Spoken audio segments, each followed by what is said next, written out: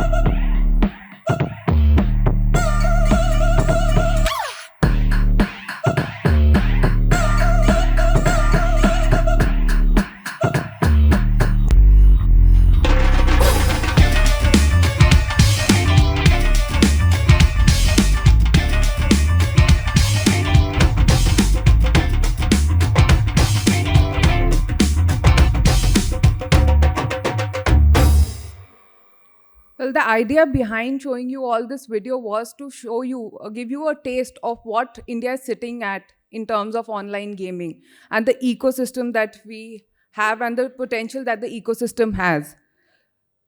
And, and that is why we require the right kind of monetization strategies to unlock this ecosystem's true potential in terms of talent and building content for global markets, including and India. Globally, monetization strategies such as in-app purchases and ad monetizations are used to monetize their games. These strategies have been slightly ineffective in India as compared to the Western developed markets. For example, ad revenues cost per mile for emerging markets like India are just 1/10 of the ad revenues in developed markets. India, as you all must be aware, is considered the top market for active users and active user engagement. But when it comes to in-app purchases, the download to conversion of purchase ratio in US would be around 2 to 6%, whereas in India it would be around 0.1 to 0.2% for premium content such as BGMI, PUBG, and I think in my previous session, all these games were referred to in terms of popularity, but the conversion has been very little in terms of monetization. In the absence of effective monetization strategies in India, India has largely been seen as back offices to large studios. Despite our talent being world-class, our content being world-class, our stories are absolutely amazing and innovative. and truly engaging for global audiences. But we have still been relegated to a back office for these big gaming studios. And to tackle this, it's not that everything is bad, or and to tackle this, innovative monetization strategies are emerging, such as one such strategy is in terms of micro tipping. Now, these are platforms like Loco and LOLO that are using these micro tipping to monetize streaming, which was essentially in India, streaming was not being monetized, but these are strategies that are helping monetization. Although these are early days for these monetization strategies, our hypothesis has been that microtransactions work in India. For example, if you all of us are aware that even Netflix had changed their subscription model to suit Indian audience and Indian customers' paying propensity. Based on this phenomena, we at WinZO, we provide a microtransaction-driven pay-to-play model. This platform is a vernacular platform available in 12 different languages and suit Indian demographics in terms of the content that is there, the vernacular languages, and microtransactions. WinZO is essentially a platform that allows several game developers to integrate with a single click, and it provides them with an additional line of revenue, which runs parallel to other modes of monetization. And in some cases, the platform has actually proven to be 100 times more effective in terms of monetization as compared to other in-app purchases and ad monetization. The game developers who integrate onto the platform have access to 175 million users and different geographies, since we have recently launched in Brazil. And what WinZO does is that we ensure that game developers have to only focus on innovation, while WinZO takes care of their monetization, distribution, localization, and all these challenges which they don't have to, when a budding entrepreneur does not have to look at all these things, they actually focus on the content and build better games and more engaging games. And to this end, we actually, and I would like to end this monologue, this session, with another video, which basically tells you how game developers have been able to monetize their games on WinZO's platform. Close, we knew each other's strength, weakness, and everything, and that made it much more easier for us to come together and form as a team. Our main goal was to make a game that players will love, and we love as well while making that game. After founding Smasher Studio, we started realizing building our own IP required more than just being creative and having an idea. It needed a resource to run the company. That's where we started our journey from WinZO, and it's been 7 years now. We are still working with them, and we have made more than 5-6 games for them. When we shifted from casual to midcore, we had to plan accordingly. You have to implement meta around the game so that, because everything is all monetization. When you are purchasing any item in a game, the player should feel like it's worth it for my time and my money. That's where companies like WinZO comes in play, where you don't have to think about the monetization, the IP, how your game is going to make money. You don't have to worry about those kind of things. You just have to worry about the game. If the game is meeting your standards, and if your customer who is playing the game is enjoying the game. I would like to thank WinZO for giving us an opportunity to attend GDC. It is a privilege and honor to represent India on such a big stage. News that we are going to GDC, WinZO has decided to take us with them to represent India and Smasher Studio at the global level. We thought that that was a really great opportunity for us, because the thing is, in India we are very vocal. The community is very vocal. The community is very tight knit. We also want that outside India as well. I feel like people are recognizing that games are something for entertainment.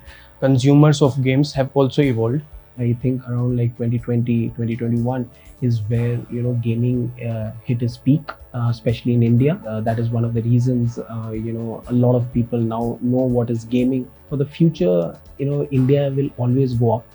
In terms of game, we are just starting. We are just scratching towards the multi-billion-dollar company, and I think WinZO has been one of the examples, pushing Indian gaming, Indian game community, for India across the world. In the next 10, 15 years, the scene will obviously change a lot, and we'll see much more companies, we'll see much more investment dropping into India, and helping Indian game community move forward. I would be happy to take any questions if you have. Otherwise, we can wrap up. Yes, ma'am.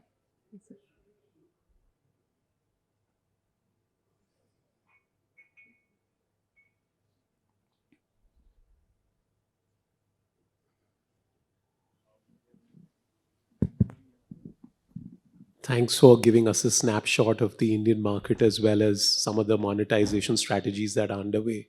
What you mentioned was one specific place, and you gave the examples of two things like in app purchase, which doesn't happen, or ad revenue that is really minuscule as compared to other standards.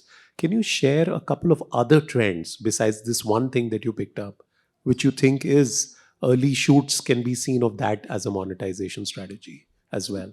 So one of the trends that we actually saw was micro tipping, essentially where this is these are being used, which I mentioned during this session also, that where during the player can actually give micro tips to the streamer, and there are platforms who are using that model.